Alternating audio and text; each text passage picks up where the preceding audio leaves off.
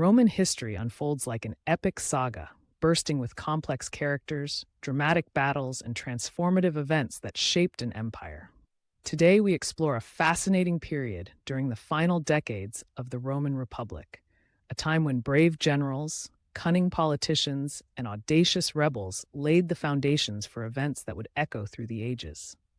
In this video, we delve into the compelling narrative of Pompey's military prowess against pirates, the reorganization of eastern provinces, and the shattering conspiracy of Catiline in Rome. We will also shine a light on the early political career of Julius Caesar and conclude with the formation of the First Triumvirate, a secret coalition that united Pompey, Caesar, and Crassus against Rome's internal divisions. This rich narrative is not just about battles and politics. It is a story about ambition and loyalty, where every decision rippled across the ancient Mediterranean world.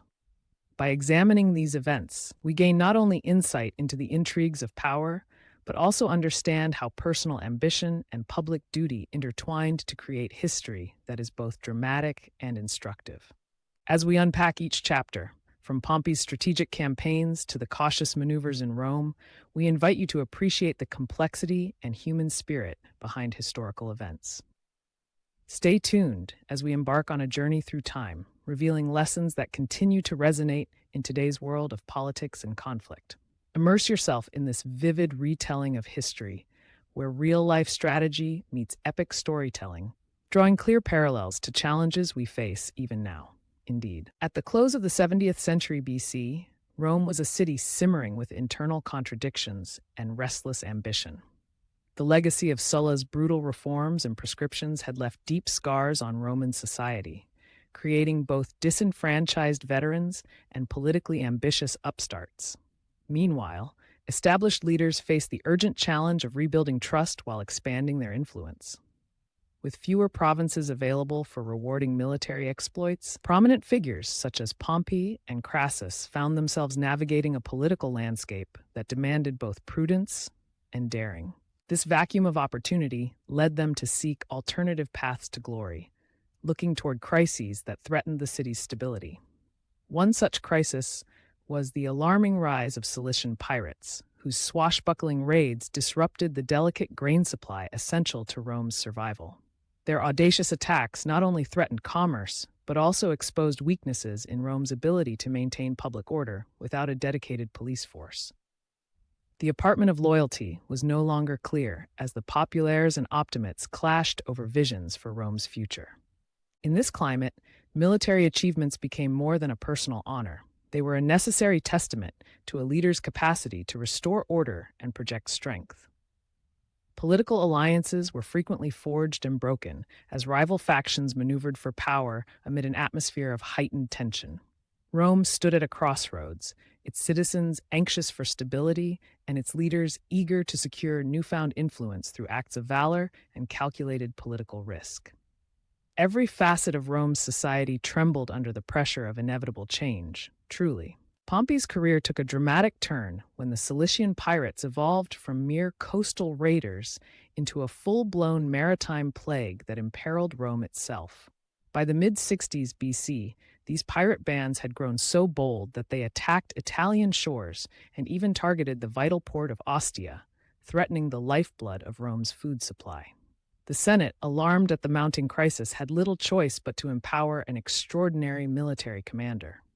Although there was significant resistance from the traditional elite, the passage of the Gabinian Law in 67 BC paved the way for Pompey to assume a command that spanned the vast expanse of the Western Mediterranean and beyond. Under this law, Pompey was granted an unprecedented range of powers. He could nominate legates, raise funds beyond normal limits, and recruit soldiers and seamen as he saw fit. This supreme authority not only legitimized his actions, but also set a new standard for future military commands. With a fleet of 500 ships and the support of 24 legates, Pompey launched an aggressive campaign against the pirates. In just 40 days, he cleared the Western Mediterranean of pirate activity, demonstrating tactical brilliance and a capacity for rapid, decisive action. His campaign did not stop there. In the following 49 days, he cornered pirate forces in their fortified strongholds in Cilicia, forcing many to surrender. What made Pompey's approach particularly effective was his policy of benevolence. Those pirates who capitulated were often spared, granted freedom, and even given opportunities to repopulate and rejuvenate struggling urban centers, a move that showcased both military efficiency and political savvy. Pompey's swift victory over the pirates earned him immense renown and bolstered his reputation as a leader capable of restoring order amid chaos.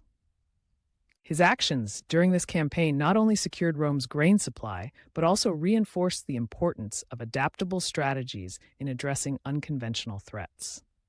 By decisively neutralizing the pirate menace, Pompey not only quelled a critical emergency, but also set the stage for further ambitious ventures. His exemplary performance against the pirates was a turning point, demonstrating that bold action, combined with clemency and strategic innovation, could transform military defeats into historic triumphs. Pompey's naval victories thus became a cornerstone of his enduring legacy, drawing public admiration and altering the course of Roman military administration forever. In overcoming the pirate threat, Pompey not only demonstrated mastery on the high seas, but also set a model for using military power to bring about civic renewal.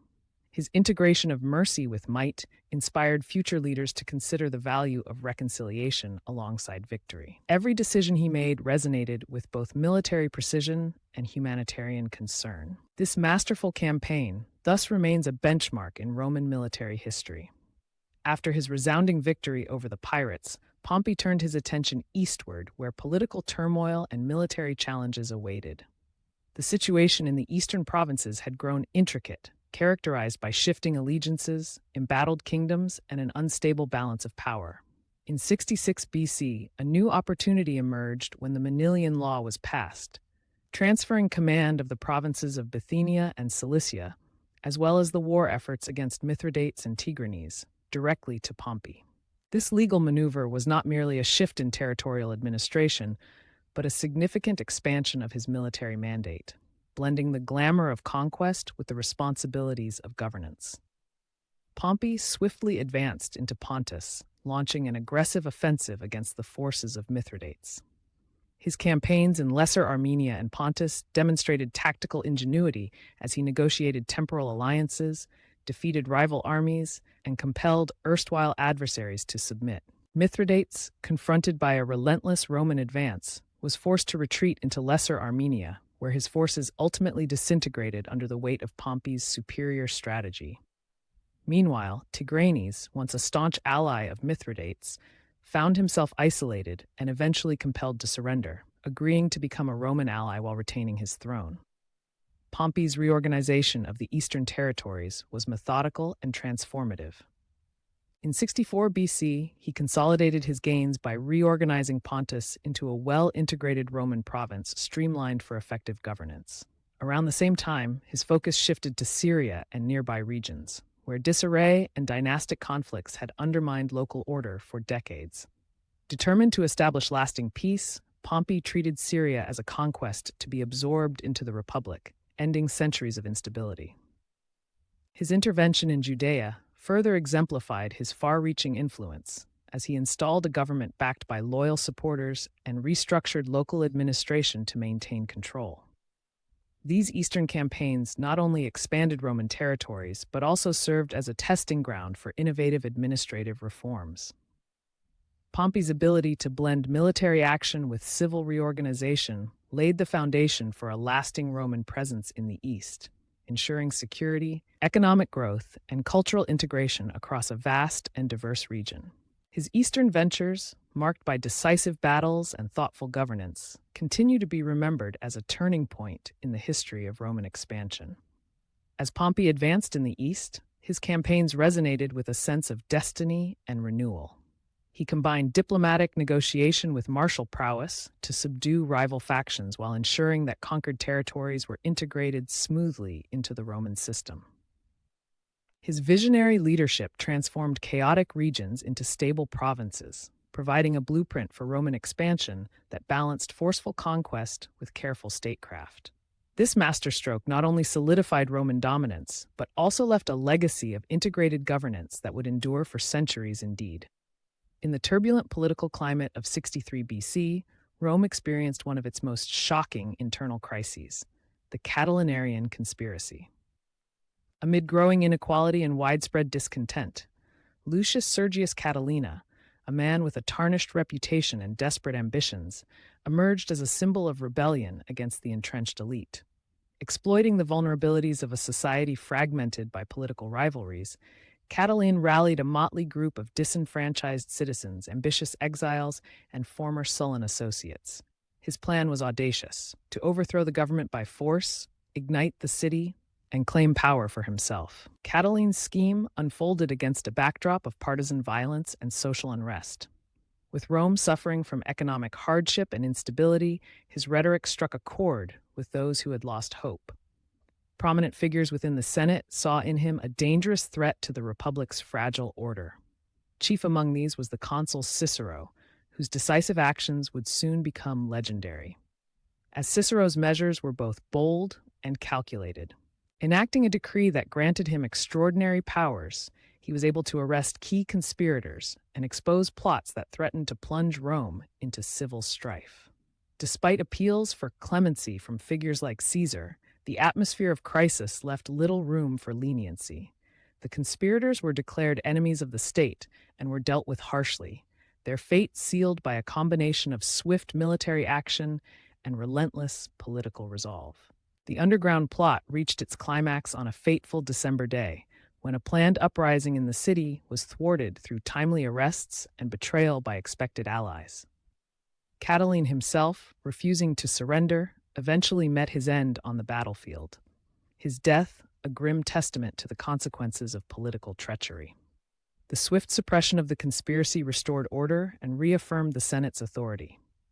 Rome's experience with Catiline's uprising served as a stark reminder of how unchecked ambition and societal fractures could imperil the Republic. In its wake, tighter security measures and stronger political resolve became essential features of Roman governance.